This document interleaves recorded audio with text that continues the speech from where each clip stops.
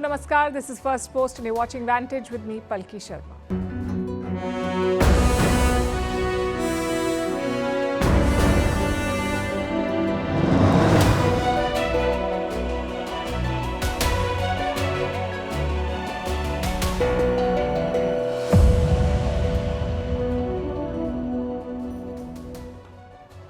To begin with the war in Gaza, it has triggered a new trend on social media. A photo which says, "All eyes on Rafah." And it has divided the internet. We'll tell you why. Also getting you a special report on Israel's high-tech weapons that it has deployed against Hamas. Meanwhile, Arab states are flocking to China for a summit as Xi Jinping tries to broker peace in West Asia. Why have they chosen him? And can he deliver?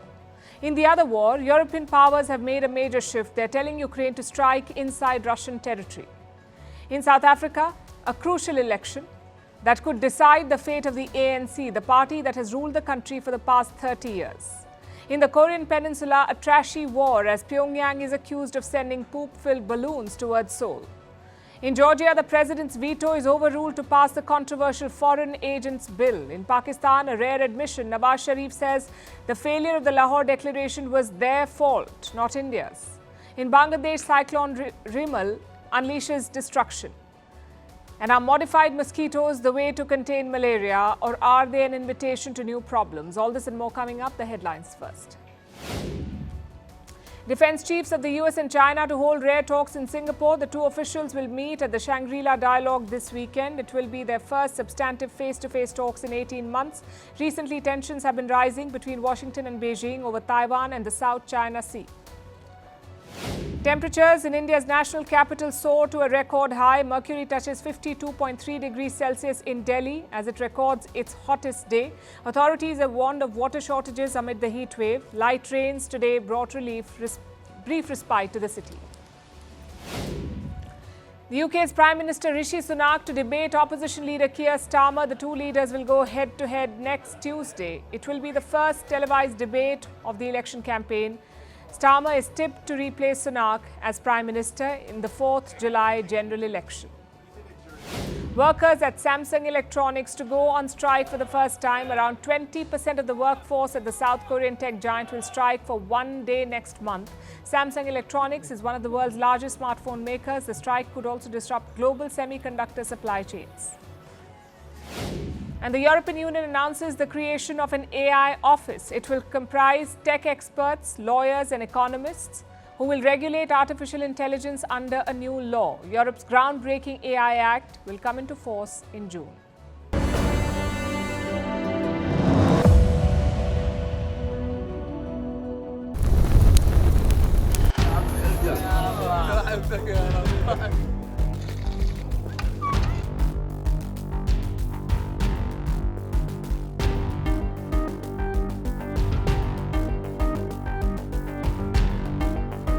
As a result of this strike on Sunday, I have no policy changes to speak to.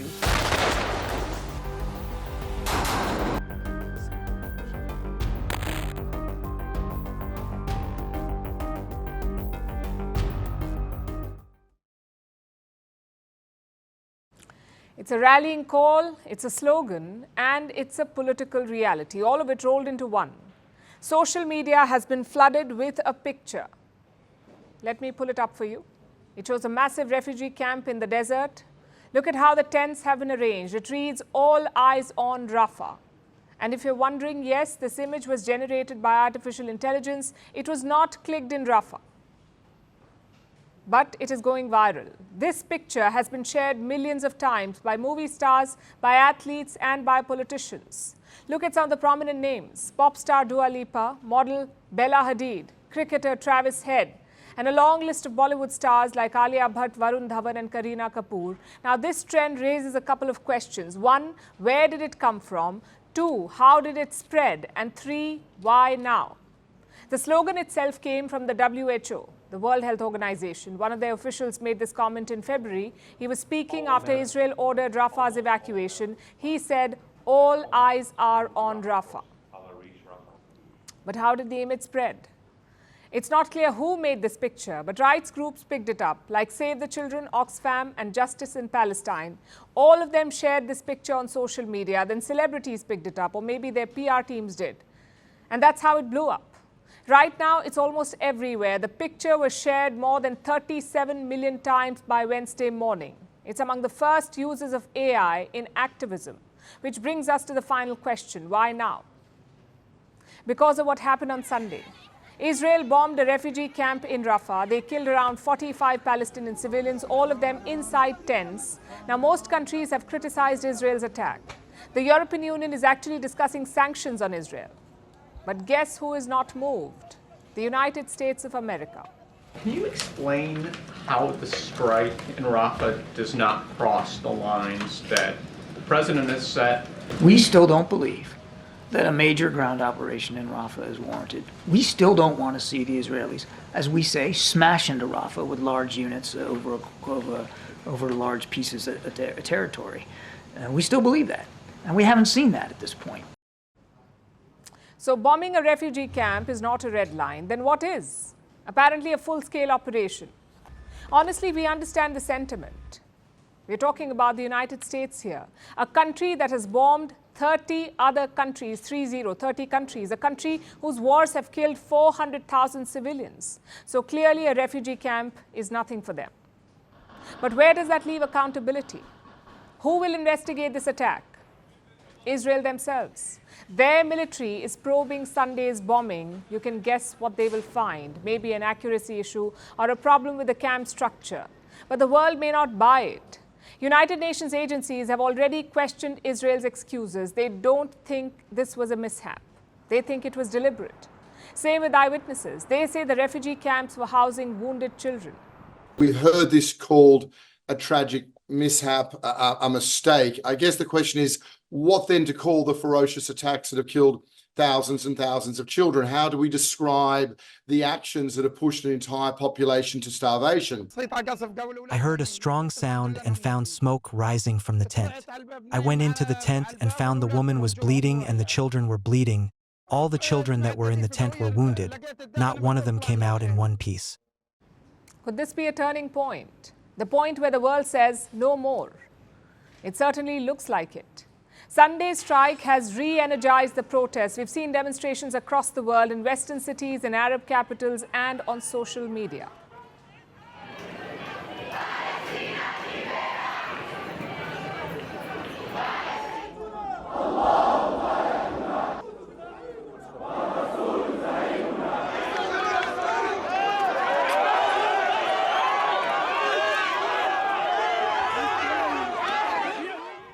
Will this translate into political action?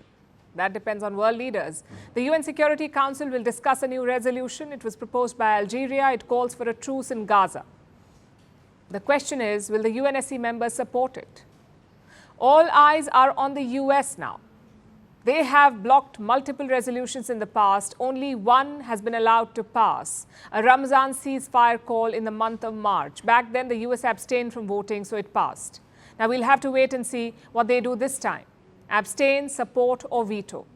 Of course, the final decision is up to Israel. They've already made their position clear. We do not care about the UNSC. So resolution or not, the attack will continue. Israeli tanks have already reached the center of Rafah. Many of the residents have started fleeing. Some to refugee camps on the outskirts, others to Khan Yunis, which is a city in the north of Rafah.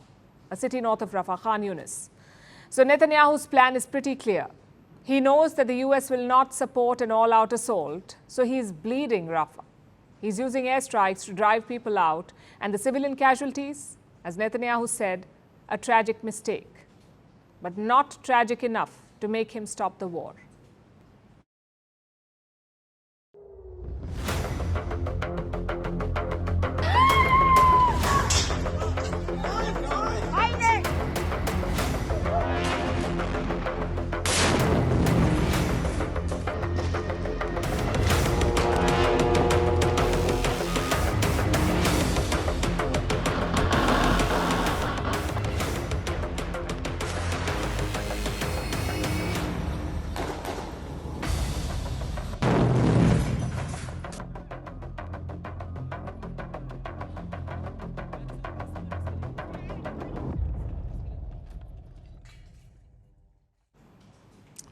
So America will keep supporting Israel, which means a steady flow of weapons, more firepower, and possibly more bloodshed.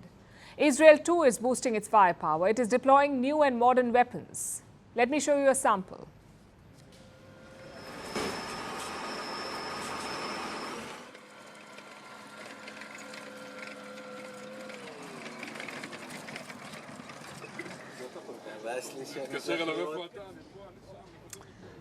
This is an Israeli armored personnel carrier, better known as Zelda. This video is old, but here's what's new. This weapon has been spotted near Rafah. And what makes it unique is the fact that it is unmanned. It works just like a self-driving car. You do not need a soldier to drive this carrier. Looks like Gaza is not just a battleground for Israel, it's also a place for them to experiment, to try out new and more sophisticated weapons. I'll show you another example. A smart gun system called Arbel. It's high-tech. This system is mounted on existing guns. It comes with an electronic trigger and sensors. And what does it do? It improves a soldier's shooting accuracy. It can track a target's movement. So once a target is locked and the soldier fires the first shot, this system takes over. It can then release multiple bullets at once with better precision. So with this system, you have a better chance of taking out the target. Now ask any soldier and they will tell you that a moving target is the most difficult to hit. It can evade bullets. So they end up firing multiple times. Also, there are other factors like fatigue. If a soldier is too tired, it can affect their ability to shoot. It can affect their accuracy. Now, with this system, they can be more accurate. And this is ideal for the war in Gaza, where Israeli soldiers are engaging in urban warfare. Going by one claim, soldiers using the Arbel system are 3 times more likely to hit the target. Israel has deployed all kinds of intelligent weapons. One of them is called the Blue 109 bomb. It's commonly known as the bunker buster bomb. Now, this bomb is made in the US. It is not a lightweight weapon. The warhead on the bomb weighs more than 900 kilograms. And what is it used for? It can penetrate hardened structures without exploding. This bomb goes off only after it has made its way inside the structure. Now, the Americans deployed these bombs in Afghanistan, and now they're being used to destroy Gaza. Then we have something called the JDAMs, Joint Direct Attack Munitions. This is basically a guidance kit. In the past, most bombs were simply dropped from the sky. There was no guarantee of accuracy. That's why they were called dumb bombs. This guidance kit makes the same bombs smart. It converts a bomb into a precision-guided munition, which can hit targets with great accuracy. Does that mean that Israeli soldiers can never go wrong? Well, the answer is no. They will go wrong when they act on the wrong intelligence. And unfortunately, that too has happened. For the mass bombing campaign in Gaza, Israel turned to artificial intelligence, or AI. They relied on AI to hunt down targets. The system is called Lavender. It is basically a database. And here's how it works. Israeli forces fed a large amount of data about potential targets in Gaza. Then they asked Lavender, this AI system, to identify these suspects, to pinpoint members of Hamas and Palestinian Islamic Jihad. The AI tool gave them 37,000 names, 37,000 people. All of them were labeled as suspects. But the system got it wrong. In many cases, these so-called suspects turned out to be just civilians. Now, in an ideal scenario, this intelligence would have been vetted, preferably by a real intelligence officer. But when this war began, Israel removed a lot of the checks. If Lavender tagged someone as a target, they were treated as a target, they were bombed, no questions asked. Until the matter reached the ICJ, the International Court of Justice, where South Africa questioned Israel's actions. They said that Israel was committing a genocide using high-tech weapons. It pretends that the civilians it ruthlessly kills through its 2,000-pound bombs, through its targeted airstrikes, through its artificial intelligence systems, through its executions, are human shields. This whitewashing of Israel's genocide misses the key and fundamental element, that of the massive and still mounting evidence of Israel's genocidal intent. Last week, the ICJ ruled in South Africa's favor. The court did not declare Israel's war a genocide, but it asked Israel to stop the offensive in Rafah. Now, so far, Israel has refused to pay heed, and from the looks of it, the war will continue with deadlier weapons.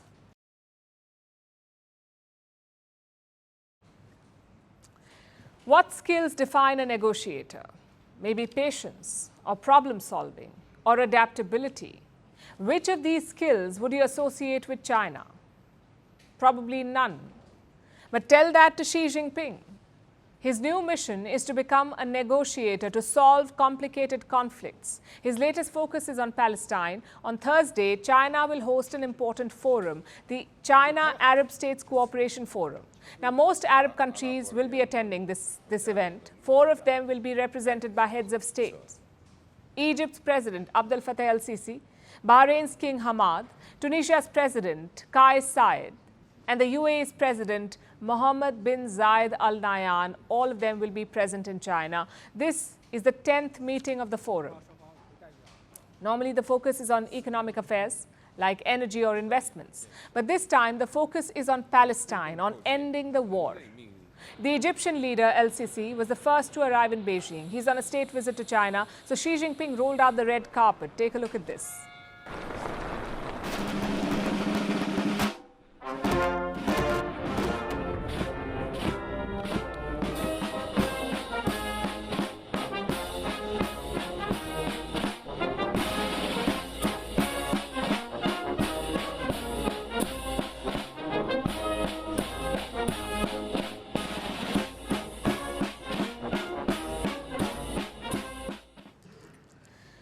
What makes Xi so confident? The US has failed to mediate a ceasefire. The United Nations has failed. So why would China be successful?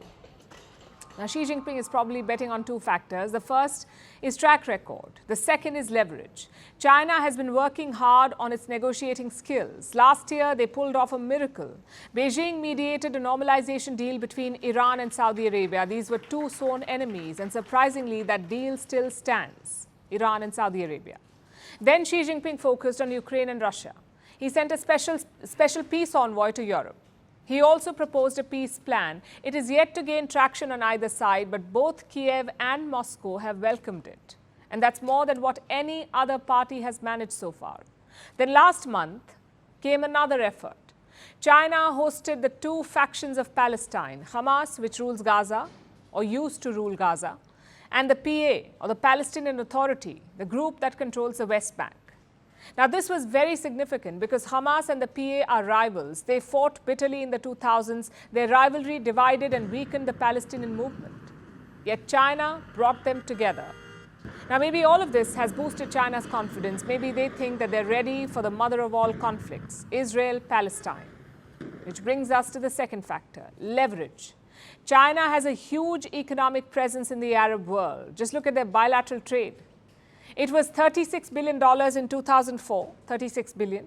It now stands at $398 billion. All 22 Arab nations are part of China's Belt and Road Initiative. Beijing has 200 projects in these countries. So Thursday's summit is all about driving home this point, that China is reliable enough to mediate. China has established comprehensive strategic partnerships or strategic partnerships with 14 Arab countries and the League of Arab States. China has facilitated the historic reconciliation between Saudi Arabia and Iran. It has supported Syria's return to the League of Arab States and supported Arab countries in strengthening strategic autonomy and seeking strength through unity. But effort does not equal success. For starters, China has very little influence over Israel. Their policy has largely been pro-Palestine, so Netanyahu will be wary. Secondly, China's leverage has a blind spot, weapons. Now, most Arab nations get weapons from the US or Russia.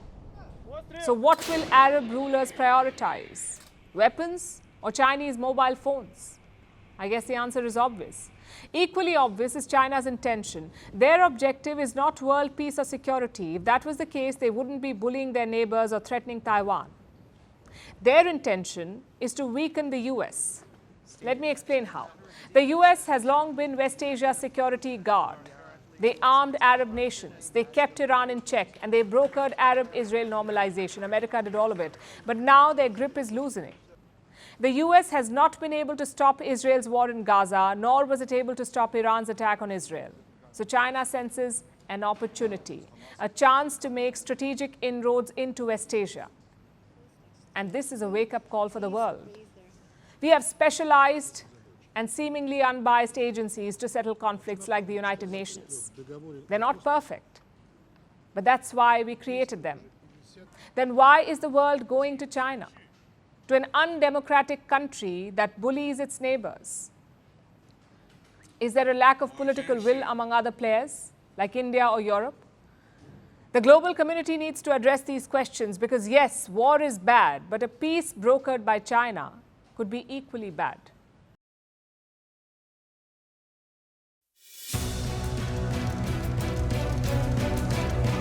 आज हिंदुस्तान चांद पे चला गया है। G20 की meetings वहां होती हैं। हमारे दौर में इंडिया के 2 वज़ीर आज़म यहाँ पाकिस्तान तशरीफ़ लाए। अपने मुल्क को खुद आज इस नुक्ते पे हम लेके आए हैं। ये हिंदुस्तान ने हमारे खिलाफ नहीं किया।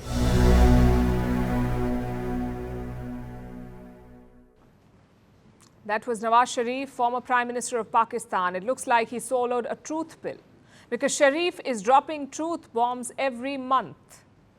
You just heard some of them. He praised India for landing on the moon, for hosting the G20 summit, and even said, "Do not blame India for Pakistan's troubles." Forget a pill. Looks like Sharif had the whole bottle. But his latest truth bomb is possibly the most important one. Nawaz Sharif has taken over as president of his party again. That's the PMLN, the Pakistan Muslim League Nawaz. He's the party president now. Listen to what he said in his first speech. Vajpayee साहब लाहौर तशरीफ लाए। याद है या नहीं याद है? याददाश्त कमजोर है ना आपकी? तो तशरीफ लाए और हमसे आके यहाँ पे मुआहदा किया। ये अलग बात है कि हमने मुआहदे की खिलाफ वर्जी की, उसमें हमारा कसूर है। Now, first, some context. In 1998, tensions were running high between India and Pakistan. Both countries had tested nuclear bombs, so the focus was on de-escalation.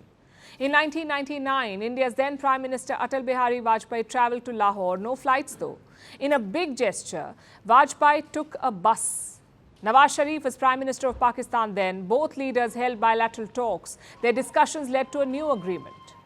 The Lahore Declaration of 1999.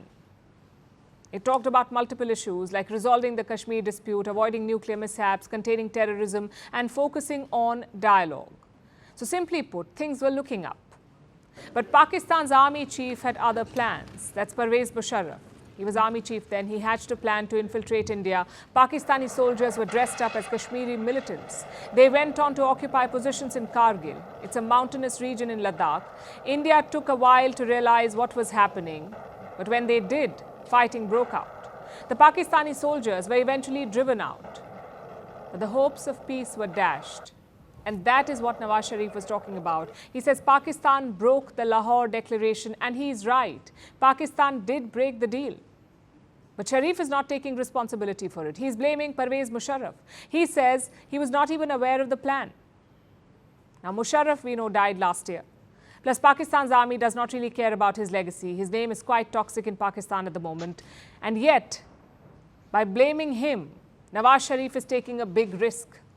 Because effectively, he's blaming the army for what happened in Kargil, for the defeat and the incursion. And it's not just Nawaz Sharif. His rival Imran Khan is doing the same.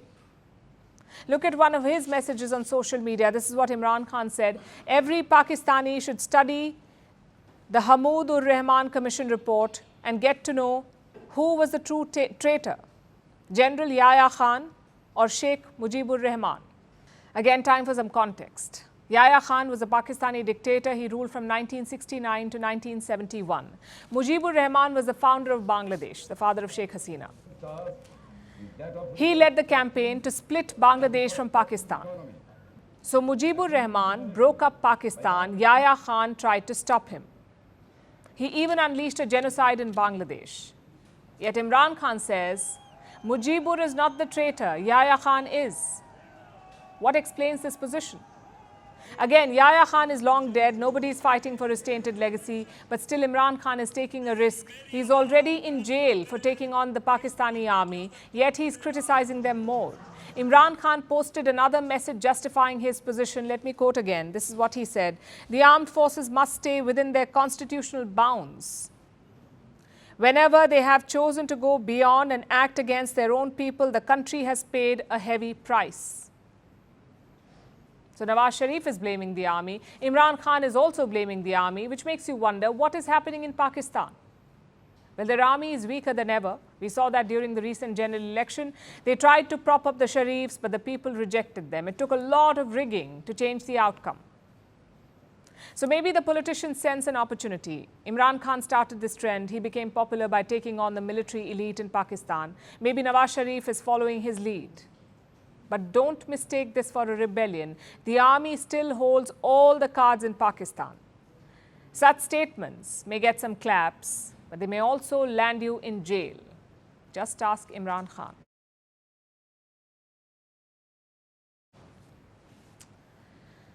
Now to the war in Ukraine. For the past few days, Zelensky has been traveling around Europe. The Ukrainian president, he's been traveling. He's visited 3 countries, Spain, Belgium and Portugal. As Russia intensifies its assault on Ukraine, Zelensky is trying to add to Ukraine's arsenal. But where will he deploy these weapons? French President Emmanuel Macron has some ideas. He says Ukraine could launch attacks deep inside Russia. Germany too has given the green light, and this is a very significant shift. Because until now, European powers had drawn a red line.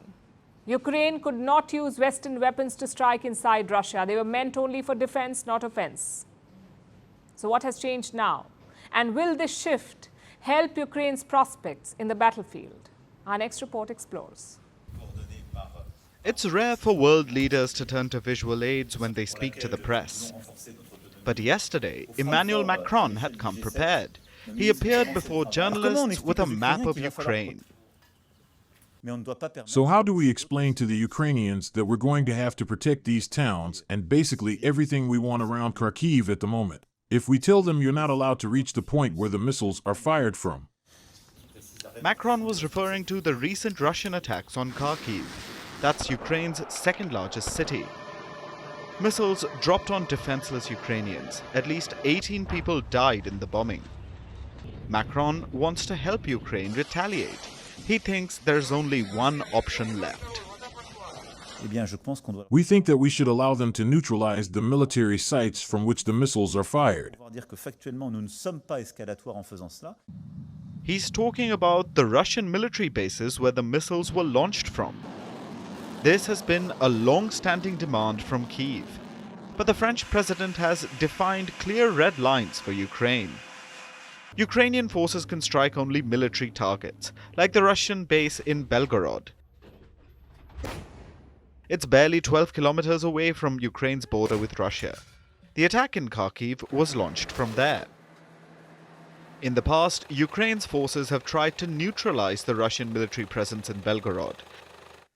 But now they have the license to use French long-range missiles like the Scalp. They have a range of 155 kilometers and they can carry a 400-kilogram warhead. France has supplied an unknown number of Scalp missiles to Ukraine. Germany, on the other hand, has not given any such weapon to Kyiv. German Chancellor Olaf Scholz still remains wary, but he seems prepared to offer a compromise. Ukraine has every possibility under international law for what it is doing. That has to be said explicitly. It was attacked and may defend itself. Europe is reacting to recent events on the battlefield. It's trying to restore the balance. The delay in military aid from America gave an opening to the Russians. Ukraine no longer has the same combat power as it did last summer when it launched a counter-offensive against Russia. Russian forces are in a stronger position. They have intensified their attacks with an aim to secure more gains on the battlefield. So, Ukraine's counterattacks could make them weaker, but it's a risky gamble. Already, the Russian president is issuing fresh threats. The representatives of countries that are NATO members, particularly in Europe, particularly in small countries, should be aware of what they are playing with. They should remember that these are primarily countries with small territory and dense population. And this factor they should take into account before they speak about strikes deep into the Russian territory. Next month, Switzerland is hosting a peace summit for Ukraine. But with both Ukraine and Russia facing off on the battlefield, the war in Ukraine is only heading one way, and that's escalation.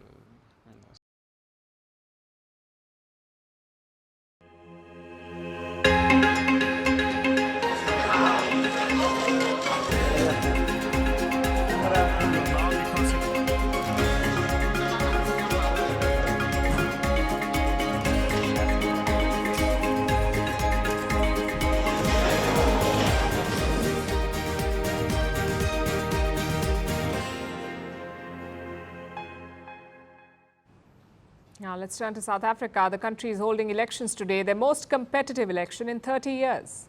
As we speak, the last few votes are being cast. All day, millions of people lined up to cast their ballots. Almost 28 million people were registered to vote, and they came out to decide the future of the country. The final results will be out in a few days from now, likely by this weekend.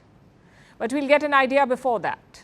Partial results will start trickling in later tonight. Everyone in South Africa will be watching with bated breath to see one thing. Will the ruling party, the ANC, still be in charge? This is the day when South Africa decides on the future of our country, who should lead the government of South Africa. And I have no doubt whatsoever in my heart of hearts that the people will once again invest confidence in the African National Congress to continue to lead this country. President Cyril Ramaphosa certainly thinks so. He's trying to secure a second and final term in office, and he's projecting an air of confidence. But it may not be that simple. The ANC, the African National Congress, has been in charge since 1994, since the end of apartheid, the institutionalized racism that had plagued the country for generations. Apartheid ended thanks to the efforts of the ANC and their leader, Nelson Mandela. As a reward, the party has won every election since, because of the goodwill that their struggle earned them. But 30 years is a long time. The younger generation may not remember the old struggle. They're more concerned about today's problems, like shockingly high unemployment. It is the worst in the world in South Africa. 33% of South Africans are unemployed. That is 1 in every 3. It's worse when you look at youth unemployment. It's at 46%.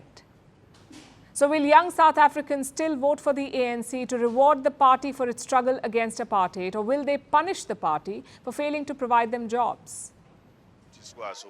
I grew up loving the ANC because of how they fought for the freedom we have today. They fought, and in 1994, we were able to vote when we couldn't before. That is why I voted for them all these years. But this year, I've changed because of the problems with the ruling party. And so, I have since become a member of the MK party. Unemployment is not the only issue. Crime is also skyrocketing. The rate of murder is at a 20-year high. Someone is killed every 20 minutes in South Africa. The dire situation has put a dent on the ANC's popularity, so for the first time ever, it's expected to get less than 50% of the vote. And this was an opinion poll from a week ago. It showed the ANC winning 43.4% of the vote. That is still higher than everyone else, but it's still a massive fall from grace. In the last election, the ANC won about 58% of the vote. If it wins just 43% this time, it means the party is losing a quarter of its voting base. And it would put the ANC in uncharted territory, because for the first time, it would then have less than half of the vote. It would not be able to form a government on its own. Instead, the ANC will have to look for partners, which means any one of the major opposition parties could become kingmakers. The ANC's biggest rival is the Democratic Alliance, or DA. the party that has been coming second since they were formed in the year 2000. The DA is expected to come second this time as well, with about 19% of the vote. Not enough to topple the ANC, but enough to become a key coalition partner. If we don't get to the 50% plus one mark, we will obviously look at the lie of the land, but I don't believe that keeping the same bad people who've got us into the situation, that have pushed 42% of our country into the unemployment queue, that have led to 30 million people living in poverty. That is some tough talk by the DA leader, but we'll see if their tune changes after the results come out. If not, they aren't the only ones that the ANC could partner with. There's also the EFF, the Economic Freedom Fighters, the party that is led by Julius Malema, a former ANC youth leader who was expelled in 2012 over disciplinary issues. So he went on to form his own party. Malema might be willing to let bygones be bygones, but his support won't come cheap. He will want important government portfolios. The third option is almost an impossibility. For President Cyril Ramaphosa at least, it seems impossible. It's the MK party led by former President Jacob Zuma. Now, to put it mildly, Zuma and Ramaphosa do not see eye to eye. They've been rivals since the 90s. And Ramaphosa rose to power at Zuma's expense. So Zuma is not likely to prop up his greatest foe. But Zuma's MK party is currently polling at third place. So a desperate ANC might be willing to tie up with their former president. All that the party would have to do is throw Ramaphosa under the bus.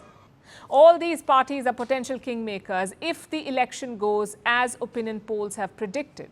But there are two other scenarios. If the ANC loses more votes than expected, then the kingmakers could decide to usurp the throne. An alliance of opposition parties may be able to oust the ANC, but it would be a coalition of fundamentally different parties.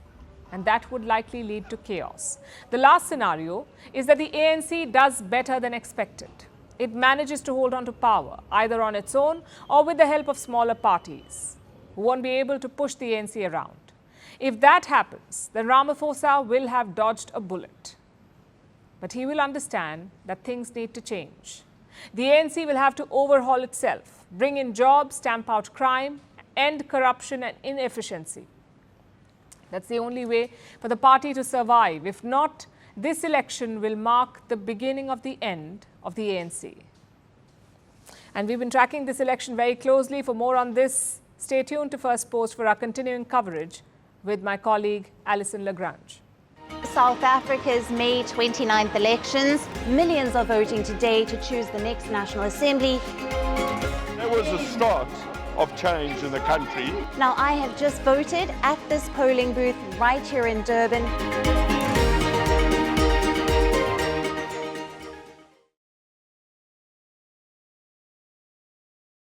Wars, elections, diplomacy. The world is busy with a lot right now. But trust North Korea to always mix things up.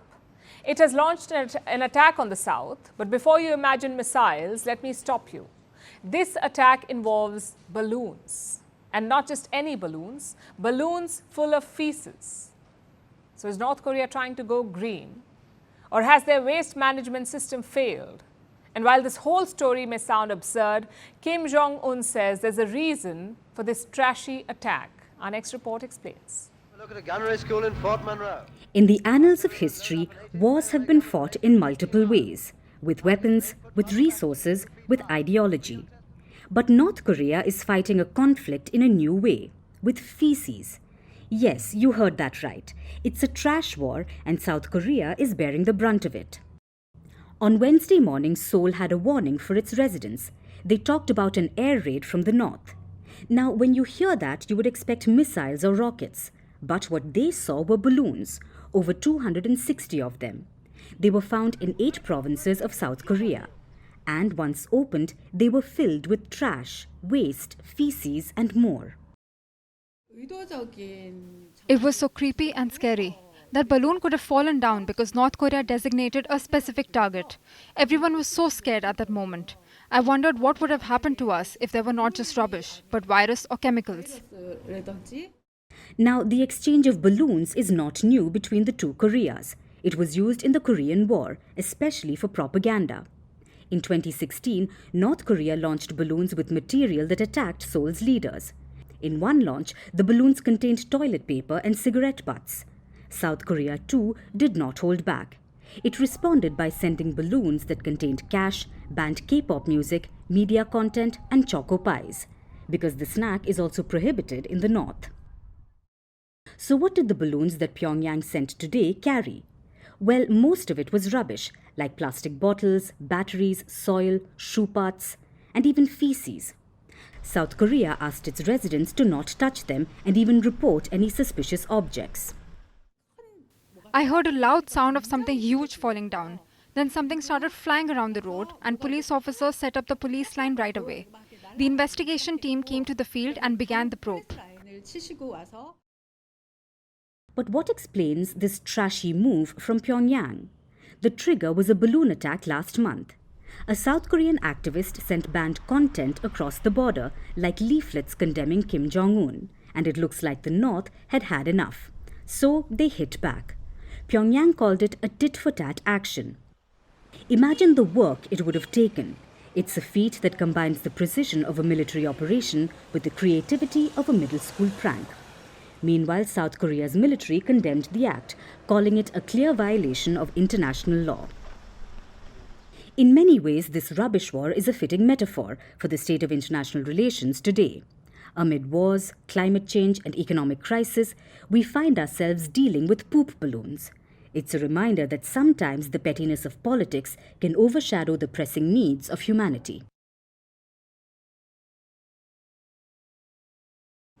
Now let's turn to Europe, to the country of Georgia, which is located in the Caucasus region and home to about 4 million people. But those people are angry and divided. They've been protesting for weeks. Thousands have taken to the streets to protest against a controversial law. It is dubbed the Foreign Agent Bill, or even the Russian law. Despite the public opposition, Georgia's ruling party has gone ahead with the bill. They passed it on the 14th of May, and yesterday they went a step further. Georgia's president was against the bill. She had vetoed it, but instead of respecting her decision, Georgia's parliament overruled her veto, which means the bill is back and it should come into force in the next 2 months. The people of Georgia were enraged again. Once again, they came out to protest in the thousands. And as you can imagine, the president was not happy either. Are you angry today?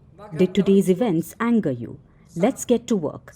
The work ahead involves preparing for the real referendum. Use the energy you feel today to gather signatures. Bring those signatures to me and I will sign this referendum. Do we want a European future or do we want Russian slavery? This decision cannot be made by 84 people. We will decide together. The 84 people she mentions are members of the ruling party. It's called the Georgian Dream, the party. But the next few months may become a nightmare for this regime because of their Foreign Agents Bill. So what is this law and why are so many people against it? Well, the law seeks to shine a light on foreign funding, specifically your NGOs and media outlets. If these groups get 20% or more of their funding from abroad, they will have to follow new rules. The ruling party says the rules are about transparency. The NGOs will have to give detailed reports of their financing, where the money is coming from and who it's going to. They will also face more inspections. Now, all this seems normal enough, as though it's about financial transparency. But you see, NGOs already did this, in Georgia at least. They already reported all of this to Georgia's tax agencies, and the information was in the public domain. Now, under the new Foreign Agents Bill, it's not the tax authorities who will get this information. It is the Justice Ministry of the country. Under the new law, NGOs will have to register themselves at the Justice Ministry as organizations serving the interests of a foreign power. That is the official designation, which is why this law is called the Foreign Agents Bill. So basically, Georgia's government wants NGOs to call themselves foreign agents and give all their details. What happens to NGOs who do not do all of this? Well, they will face fines worth almost $10,000. Now, on the one hand, it is important to know where the money is coming from, to see what foreign nations are spending their money on. But that information was already available. The new law is different. It adds another layer of checks and gives the information directly to the government instead of just the tax authorities. The fear is that the government will misuse this information. That is what the critics are saying. And the foreign agent tag, it will be misused to discredit these media outlets and agencies that work against the ruling party. So the people of Georgia are protesting against the foreign agent law. Not necessarily because they want to protect foreign-funded NGOs, but also because the law impacts a long-held dream. We always had questions about their intentions, but now it's so clear. So all masks are off. We know where they take our country. It's not about the law anymore. It's about their decision to distance Georgia from the West, from the EU, from the NATO, and take Georgia to the direction of Russia and make Georgia the ally of Russia.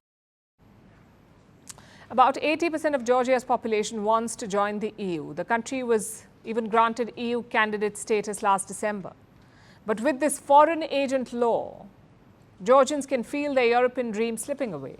They feel that the EU and the West will not accept them with a law like this, and that is the reason for their anger, essentially. The protests are unlikely to end soon, and Georgia will be going to polls this October. Their president has called for a united front, a coalition to take on the ruling Georgian Dream Party.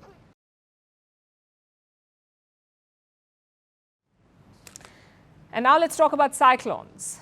They're not uncommon in the Bay of Bengal. Since 1965, the Bangladesh coastline has seen 12 major cyclones. They've killed at least 500,000 people, but on Sunday, the country was taken by shock. Cyclone Rimal made landfall. It caused widespread destruction. 65 people were killed, but what Bangladesh did not understand is the duration of the storm. This cyclone went on for 36 hours. It was one of the longest cyclones the country has seen. The reason? Climate change. It is turbocharging storms in the region. But there's still a silver lining here. Our next report tells you about it. This is the Sundarbans, straddling Bangladesh and India. It is the largest mangrove forest in the world, a dynamic ecosystem and home to the Bengal tiger. On Sunday evening, Cyclone Rimal made landfall close to the Sundarbans. For 3 days, the forest was underwater, and it has worried many. Bangladesh is no stranger to cyclones, but this was one of the longest in the country's history. Why? Because of climate change.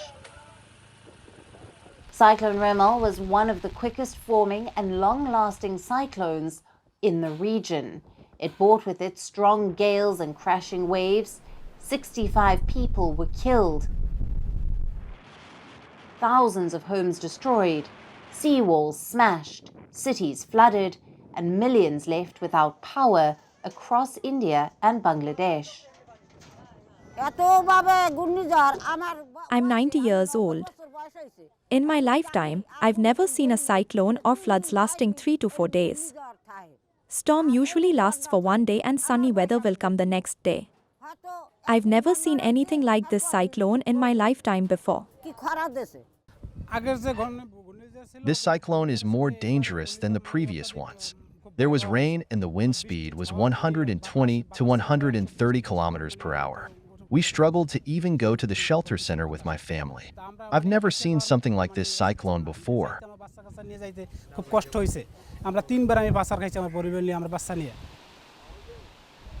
Cyclones have killed millions in Bangladesh, but climate change is turbocharging them. Earlier, there was 1 superstorm a year. Now, there are close to 3. Cyclone Rimal started as a low-pressure formation in the Bay of Bengal.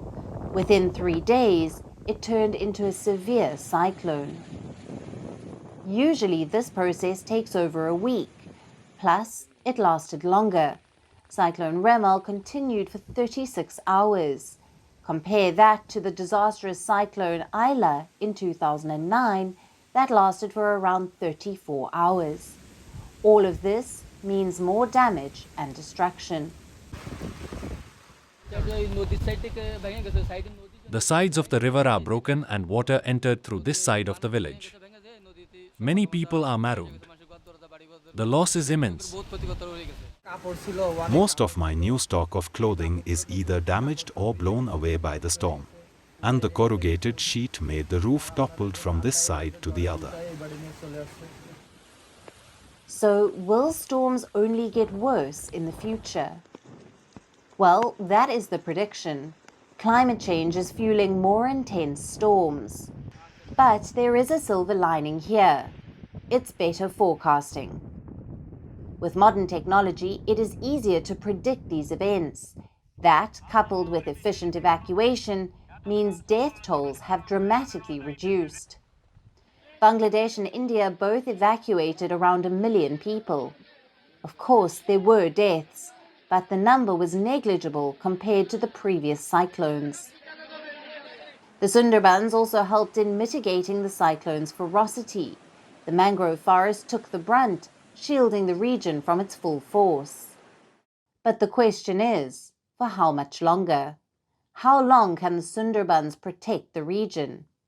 If you believe scientists, the answer is not encouraging.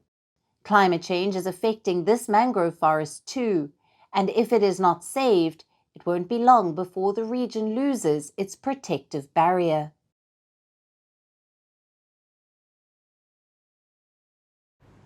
Our last story tonight comes from Djibouti, a tiny country in East Africa. It is home to just over 1 million people, and they are at war with mosquitoes. They are witnessing an unprecedented surge in malaria cases. And malaria, as you would know, can be a deadly disease. It kills at least 600,000 people every year the world over. And it is spread by mosquitoes. Now, Djibouti has been grappling with this disease for decades. In 2012, it was on the verge of eliminating malaria. At least that was the hope. But cut to today, and the cases have only skyrocketed. More than 70,000 cases were recorded in 2020. That's roughly 1 in 15 people. It's a dramatic rise, and Djibouti has tried to fight it. But this nation is up against a mosquito superspecies. These insects thrive in urban areas. They bite both during the day and night. They have outsmarted most methods of control. They're resistant to chemical insecticides.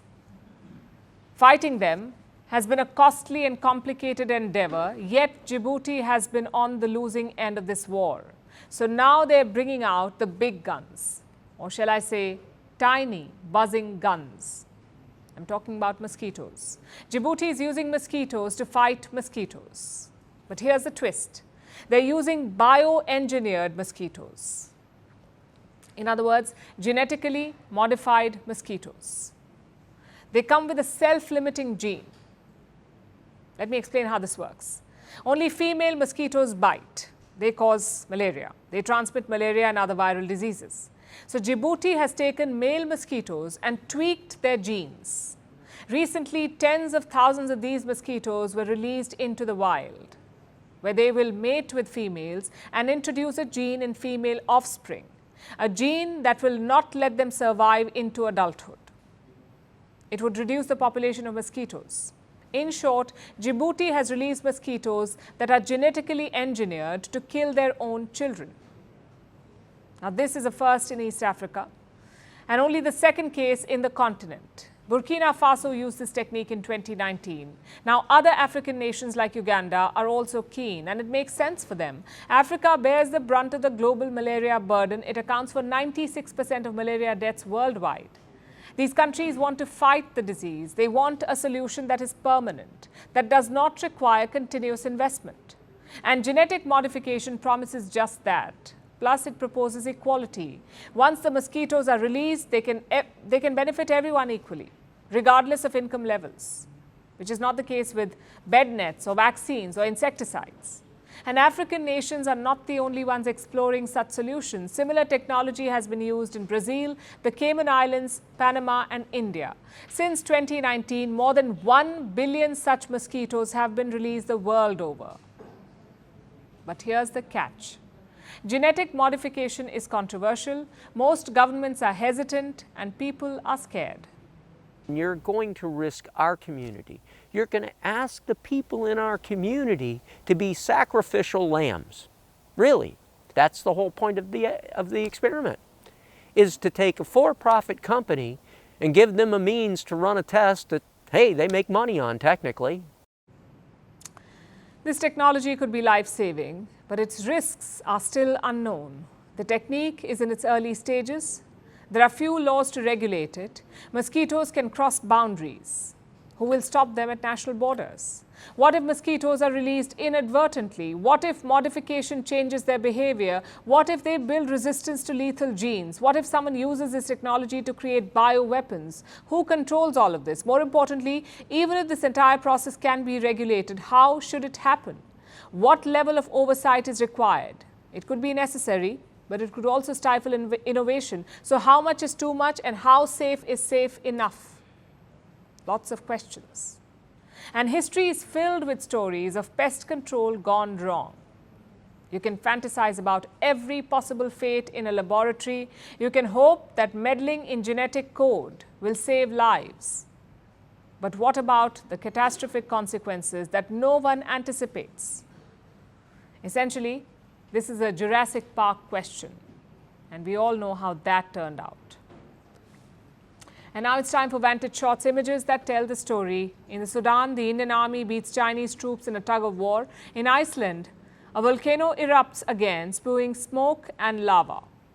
And a giant crocodile tries to climb over a railing, causing panic in India's Uttar Pradesh. Finally, we're taking you back in history. On this day in 1953, Edmund Hillary and Tenzing Norgay reached the summit of the Mount Everest. They were the first people to achieve this feat. They took around 7 weeks to reach the top. Before this, many believed it was impossible to climb the world's highest mountain. But since then, at least 6,700 people have climbed Mount Everest. We're leaving you on that note. Thanks for watching. We will see you tomorrow.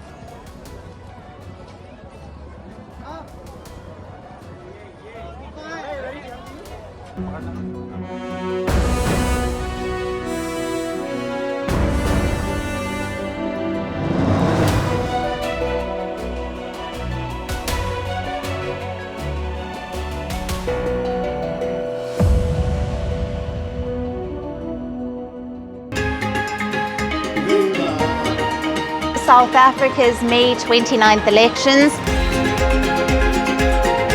There was a start of change in the country.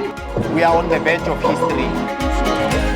I am standing here at the forefront of change where voices echo the call for action. The nation grapples with an unemployment crisis.